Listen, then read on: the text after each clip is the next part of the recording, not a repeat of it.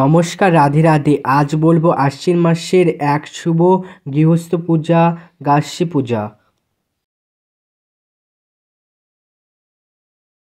এই দিন ঘরের মেঝেতে আঁকা হয় সুন্দর আলপনা, তার মাঝখানে রাখা হয় কলস, যার ভেতরে থাকে জল, তুলসী পাতা, ফুল আর চাল।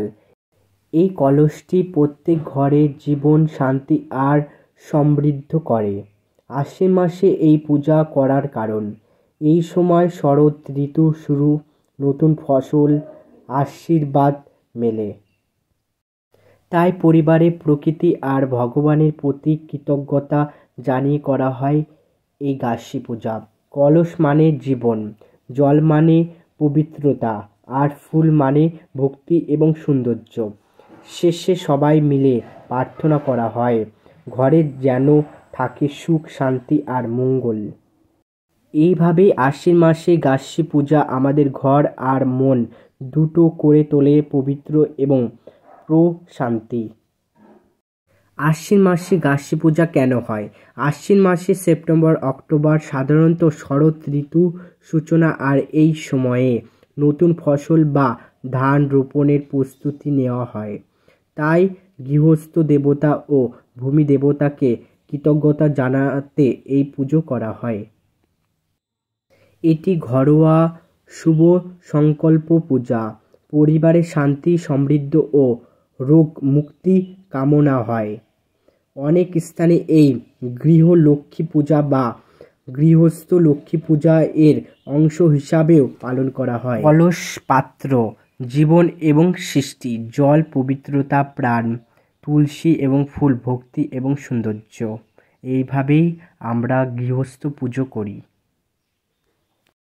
সবার প্রথমে ঘুঁটে দিয়ে, তারপর ধান দুব্বো দিয়ে ঘরটা আমরা বসিয়ে নিলাম। বসিয়ে নেওয়ার পর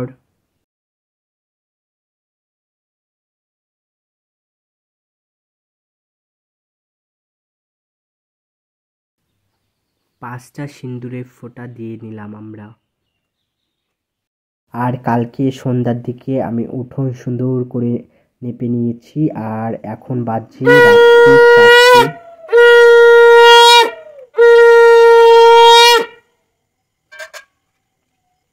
আমি আর ঠাকুমা ঘুম থেকে উঠে, আর ঠাকুমা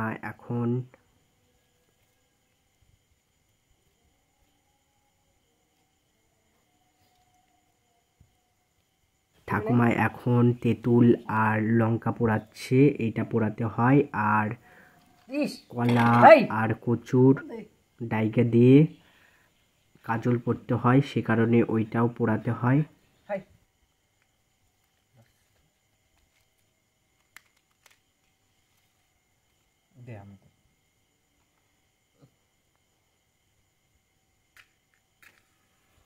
আর এই দিক দিয়ে আমি মাটির প্রদীপ বানিয়েছিলাম। আর মাটির প্রদীপ সব ঘরের সামনে দিতে হয়। চলো আমি সব ঘরের সামনে দিয়ে তারপরে তোমাদের ভিডিওতে দেখাচ্ছি।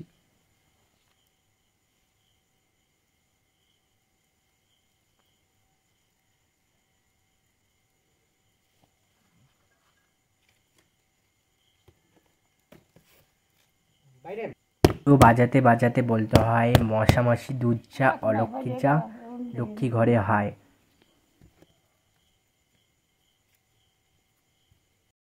আর মাটির প্রদীপে তেল আর প্রদীপ সুন্দর করে জ্বালিয়ে নিয়েছি।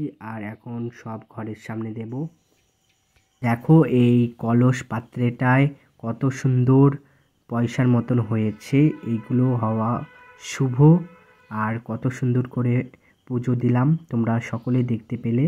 চলো আজকে এই পর্যন্তই। তোমাদের যদি ভিডিও ভালো লেগে থাকে অবশ্যই লাইক এবং সাবস্ক্রাইব করে যাবেন নতুন ভিডিওর জন্য। আজকে এই পর্যন্তই। আর টাটা। আর কে কে কারা কারা গাছী পুজো করলে অবশ্যই আমাকে কমেন্টে জানিয়ে যেও। আর আমি জেঠিদের বাড়িতে চলে এসেছি। আর জেঠিদের বাড়ি কলস পাত্রে দেখো কত সুন্দর লাগছে, সুন্দর আলপনা দিয়েছে, খুব সুন্দর লাগছে। আর কারা কারা গাছী পুজো করছো অবশ্যই কমেন্টে জানাবে। যদি ভালো লেগে থাকে তাহলে লাইক এবং সাবস্ক্রাইব করে যাবে। আজকে এই পর্যন্তই। নতুন ভিডিওর জন্য চ্যানেলটা অবশ্যই সাবস্ক্রাইব করে যেও।